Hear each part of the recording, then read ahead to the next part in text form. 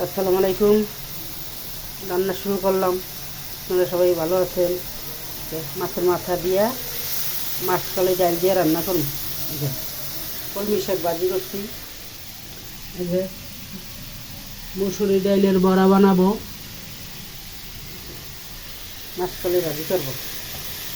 মাছকালের ডাল দিয়া মাছের মাথা দিয়ে রান্না করবো।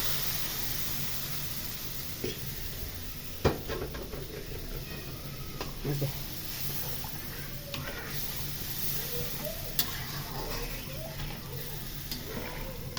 ভাত রান্না করছি।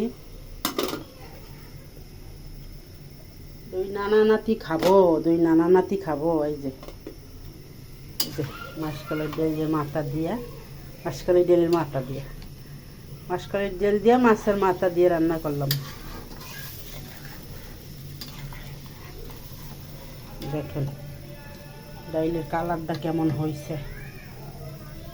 লাল কলমি শাক ভাজি আর ডাইলের বড়া বানাবো, মুসুরি ডাইলের বড়া।